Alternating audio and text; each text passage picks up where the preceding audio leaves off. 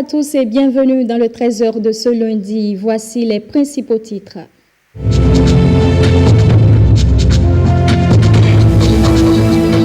On va ouvrir ce journal avec les audiences à l'Assemblée nationale. Le représentant du Conseil des sages de la commune de Covey et quelques membres de la SECNA ont pu échanger avec le président Louis Vlavonou.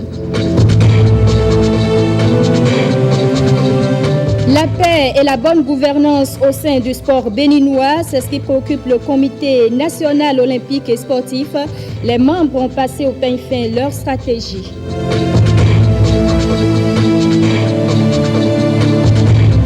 C'est l'artiste Nasty Nesta qui représente le Bénin en finale du prix Découverte RFI. Nicanor Kovi l'a rencontré dans le studio de son label Cotonou City Pro. Des représentants du Conseil des sages de la commune de Covey et des dirigeants de la SECNA ont été reçus en audience par le président de l'Assemblée nationale. Tout d'abord, on fait le point de ces audiences avec Guillaume Avienou. À la tête d'une délégation du Conseil des sages de la commune de Covey, Justin Nicolas Dianotin est venu recueillir les conseils du président de l'Assemblée nationale pour la gestion d'un litige domanial entre les arrondissements de Weko et de Zoba dans la commune de Covey.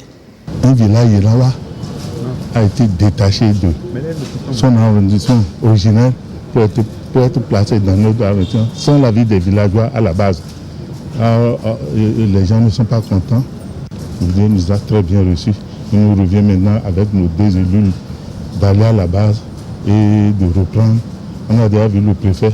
On ira là-bas, on va rencontrer Ake et Yaoudou et on fera tout pour que le calme revienne dans Covey. À la suite des sages de Covey, une délégation de la représentation de la SECNA au Bénin.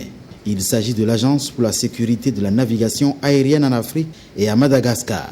La délégation vient présenter ses civilités au président Louis Gbéounou Vlavonou et lui exposer les missions de la SECNA. Au cours de cette audience, nous avons d'abord félicité pour son élection et présenté le fonctionnement de la SECNA. Qu'est-ce que la SECNA est au Bénin et qu'est-ce que nous apportons au niveau de la République du Bénin. Après, il nous a donné ses conseils et avec les conseils, très sages conseils que nous allons mettre en pratique au cours de notre fonctionnement. À la fin de l'audience, les deux délégations reçues ont déclaré être satisfaites des échanges avec le président de l'Assemblée nationale. Fin des travaux de la 3e session ordinaire du Conseil communal d'Adjara, des travaux qui se sont achevés sur une note de satisfaction selon la première autorité de cette commune du département de l'Ouémé. On retrouve Guillaume Avienou. Le maire Michel Honga préside la cérémonie de fin des travaux de la 3e session ordinaire du Conseil communal. Travaux qui s'achèvent après 2 semaines d'échanges entre conseillers communaux sur une note de satisfaction. Non seulement le rapport de la session précédente a été adopté à l'unanimité, mais les 10 points inscrits à l'ordre du jour de la session ont été aussi évacués avec succès.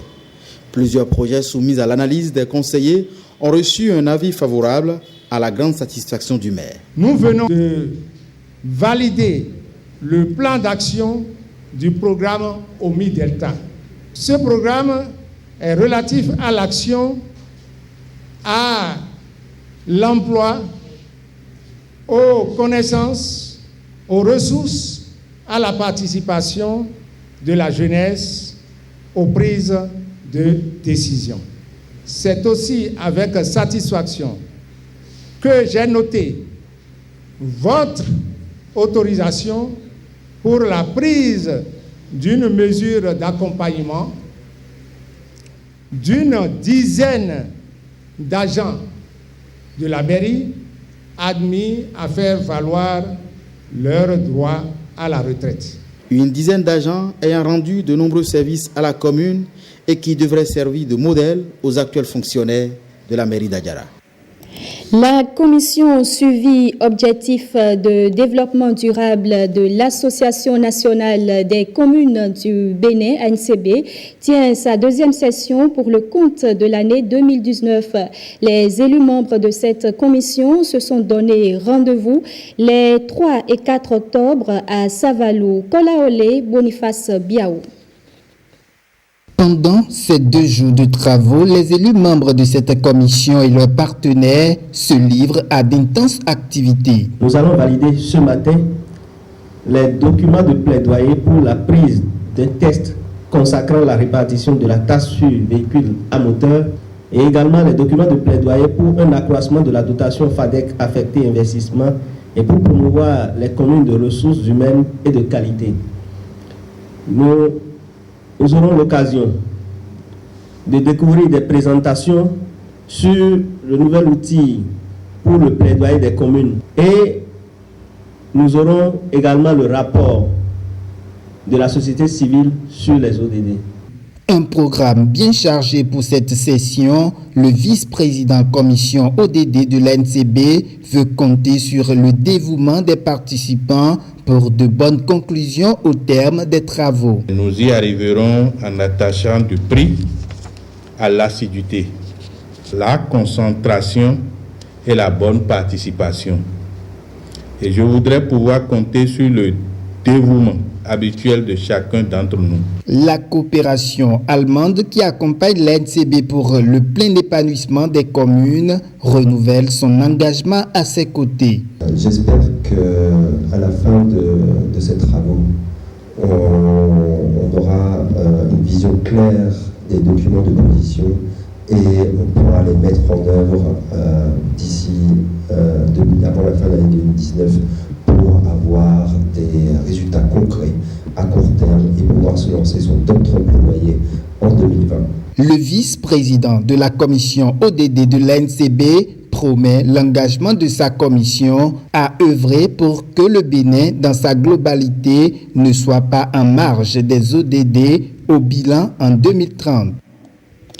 Les membres du comité de suivi du programme ACMA deuxième phase ont également eu leur deuxième session de l'année à Porto Novo, une occasion pour ceux-ci de faire le bilan des réalisations au titre de l'année 2019, mais aussi d'aller constater de visu la réalisation de certaines infrastructures réalisées aux frais du programme. Guillaume Avienou et Brice Rongo.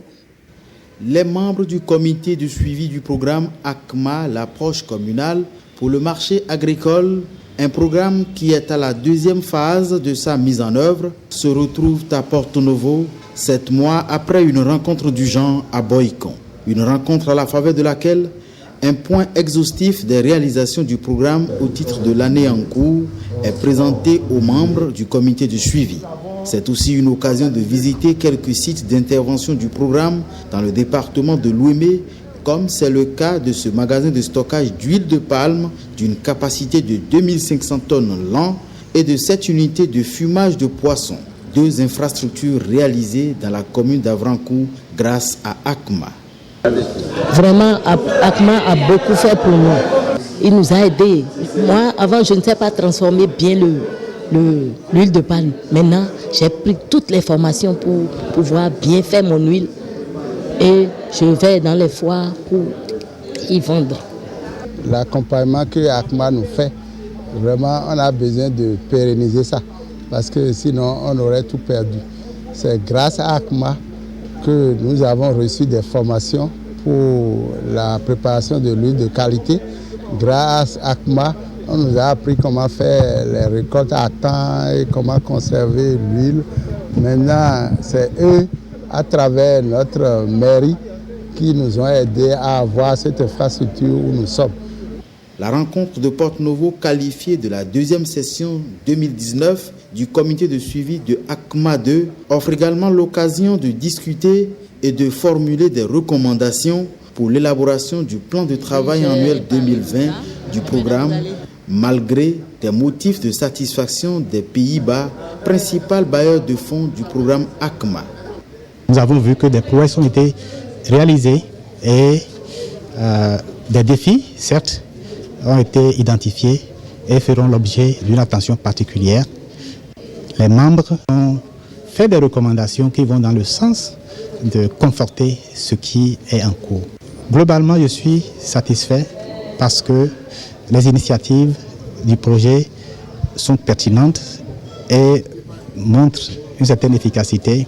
L'accès au marché avec des produits de qualité, des produits sains, constitue une réalité au niveau du projet. Le programme ACMA 2 devrait arriver à terme à la fin du mois de novembre 2021, mais déjà l'on pense à la pérennisation de ces acquis avec sa prise en charge par l'État à travers les collectivités locales. Parlons maintenant de la journée mondiale de l'enseignant. C'est Kétou qui a accueilli les manifestations au plan national, un événement dédié au mérite de l'enseignant à un moment où les autorités béninoises insistent davantage sur leur formation. Guillaume Avienou et Brice Rungo. Les 3 ministres en charge du secteur de l'éducation au Bénin, mais aussi le tout nouveau ministre en charge de la culture et des députés natifs de la commune de Kétou, aux côtés de la communauté des enseignants, pour donner à l'édition 2019 de la Journée mondiale de l'enseignant toute sa solennité.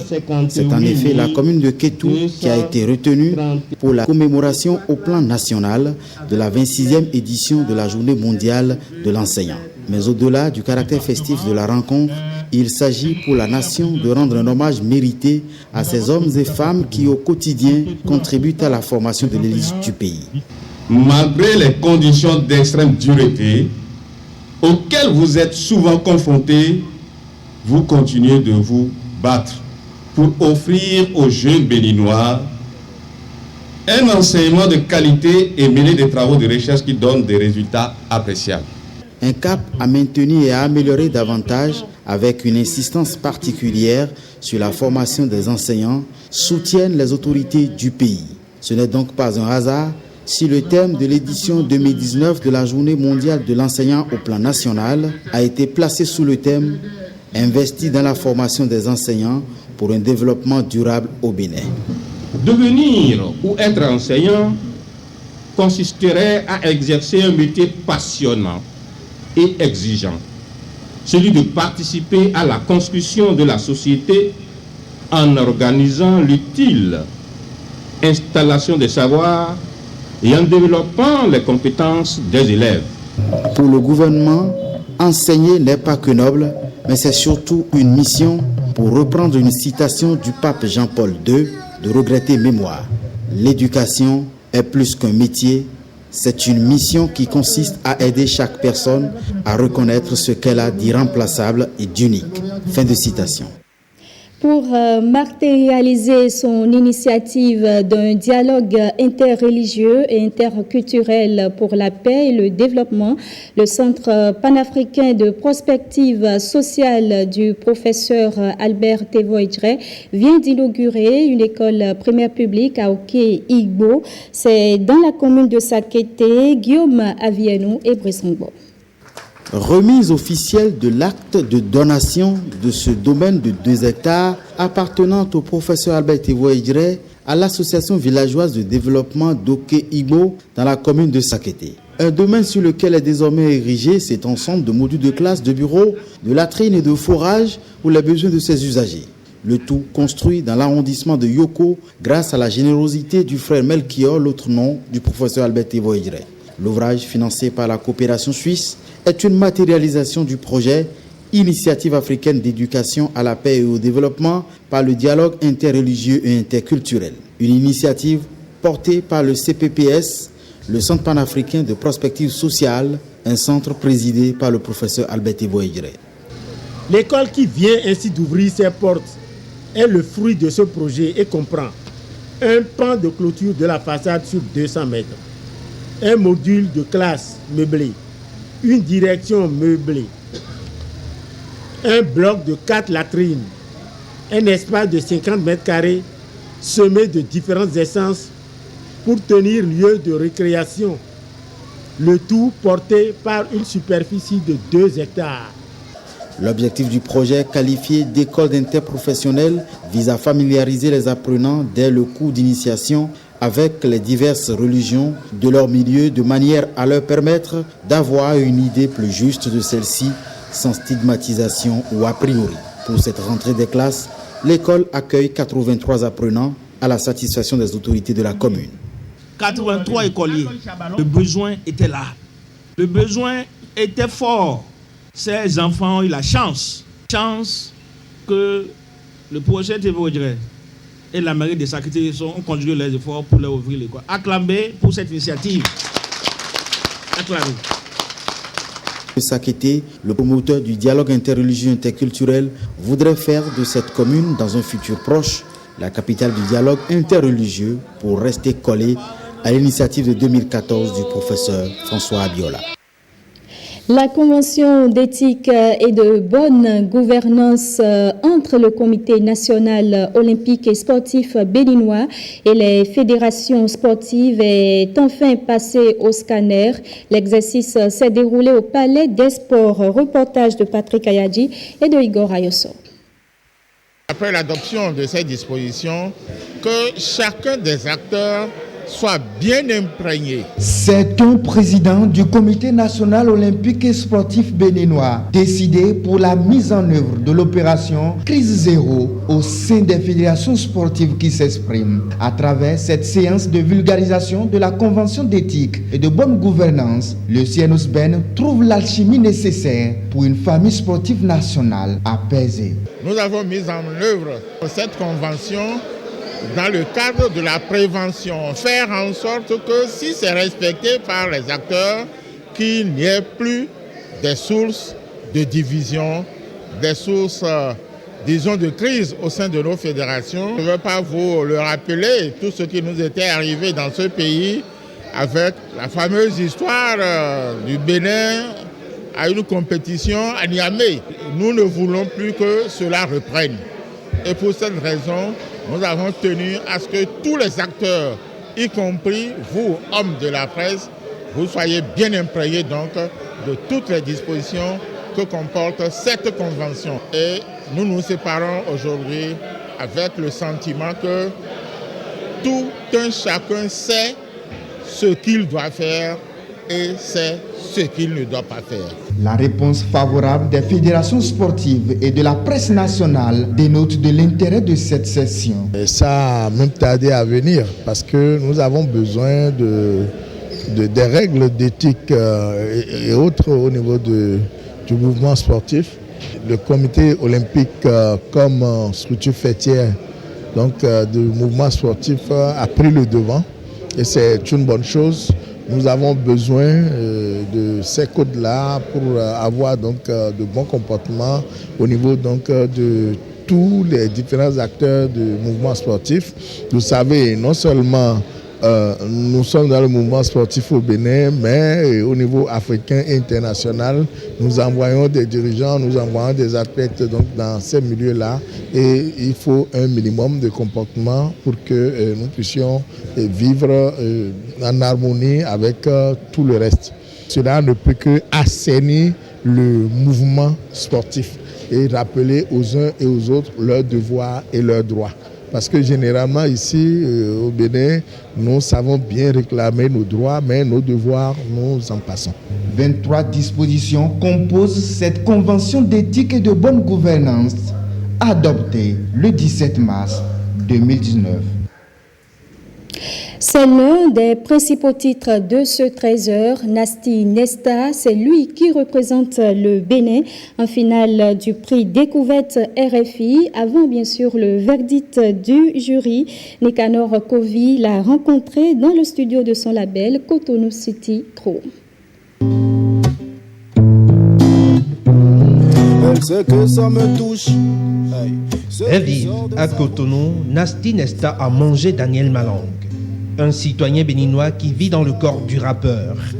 L'artiste a pris le pas sur l'entrepreneur, mais la musique en fait une seule et même personne. La musique est une de mes activités, j'ai plusieurs activités, donc que ce soit la musique, que ce soit l'agence où j'accompagne les entrepreneurs, ou que ce soit le textile, J'ai vraiment plusieurs activités, voilà en fait. Mais je continue à faire de la musique parce que c'est la musique qui m'a fait de moi Nasty Nesta. Il était une fois Daniel, un collégien tombé dans le chaudron du hip-hop dans un internat de Porto Novo. Avec expression directe au dépucelage en 98 et hardiesse comme influence nationale, la scène naissante du rap béninois lui a tendu les bras. Je quitte l'internat, je viens à Cotonou. Je rencontre Iway, Régis Ezine aujourd'hui et on fonde un groupe qui s'appelle le 5e élément avec SAM. Et avec le 5e élément, après on rencontre BMG, Yari et on fonde le Taka Crew Records qui est notre première expérience. 2005, Menti casse la baraque. Taka Crew Records, le camp d'entraînement, devient le premier label indépendant de rap au Bénin. Un rendez-vous avec le succès trop brusque pour ces ados trop verts au sommet trop tôt.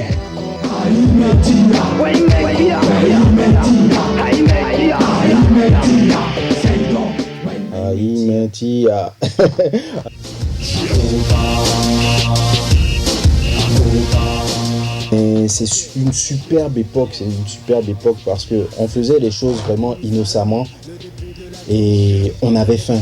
On avait juste envie de rapper, envie d'être connu, on avait plein de rêves et voilà, on va dire qu'on était jeunes et qu'on n'avait pas assez de recul et d'expérience pour affronter certaines choses qui nous étaient arrivées à l'époque.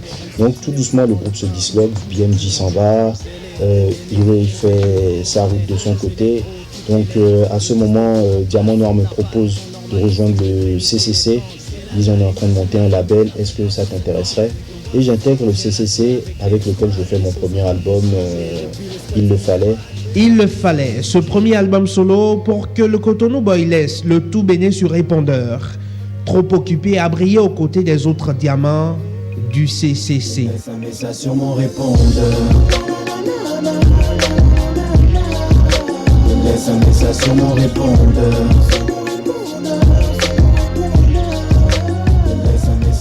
S'il ne fallait garder qu'un titre de CCC, on va dire celui qui a tout déclenché, et où on était tous ensemble, c'est le freestyle Ouais Ma Monnaie, qui est une reprise de Lil Wayne et de T-Pain, je pense.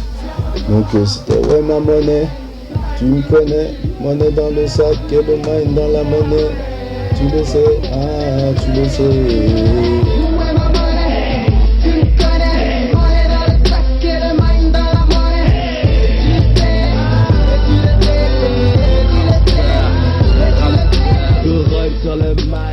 Depuis lors, le Cotonou City Crew a imprimé sa marque sur le hip-hop béninois et Nasty Nesta a gardé les clés du studio qui les rassemblait autrefois au plus fort du succès. Ce studio est le studio des membres du CCC. On l'a construit ensemble avec tout ce qu'on a pu réaliser dans la musique. Et c'est une de nos fiertés en fait, parce que si on parle d'une réalisation qu'on a faite, si on quitte la musique aujourd'hui, si tu nous enlèves la musique, c'est ce qui nous reste. Une vie d'antan qui force la nostalgie du rappeur qui se réinvente avec Nubi Yoyo 99. Un deuxième album paru en 2018, 10 ans après le premier. 9 titres y figurent, 9 artistes y ont collaboré. Il fallait que je revienne et que je sois actuel. C'est ça, et c'est pour ça qu'il y a eu tous ces invités. Et aussi, l'évolution de la musique fait que, avec tous les artistes qui sont sur cet album-là, je pouvais faire une musique que j'avais envie de faire aujourd'hui. Aujourd'hui a peut-être sonné pour Nasty Nesta l'heure d'une carrière musicale internationale. Et le Cotonou Boy assume ses fantasmes en évoquant le prix découverte RFI. Pour nous, ce qui est impossible à faire aujourd'hui, c'est cette tournée africaine-là et puis ce média. Parce que je pense que dans ma carrière, honnêtement, ce qui me manque, c'est vraiment un média pour vulgariser ma musique et puis des opportunités de faire des scènes. Gagne ou pas, l'aventure du Bénin en musique va se poursuivre pour le rappeur du CCC. On est en train de monter un spectacle, de toute façon, qui sera fait, peu importe l'issue. On espère que l'issue sera favorable pour le Bénin. Mais un spectacle et toute une série d'actions artistiques et culturelles qui reprennent la vie du roi Béhanzin en fait. Donc on aimerait mettre ça en musique, mais en faisant quelque chose d'actuel aussi. Donc c'est un projet fou sur lequel on est et ce sera vraiment l'occasion pour nous d'aller présenter ça vraiment partout en Afrique et partout dans le monde. Je pense que tout vient à point nommé. Cotonou et le Bénin conquis par les punchlines de Nasty Nesta. Le Cotonou Boy peut mettre au feu pour l'Afrique et le monde les ingrédients de sa cuisine musicale. Un univers de paroles motivantes, de saveurs amoureuses et un soupçon de profond attachement au 229.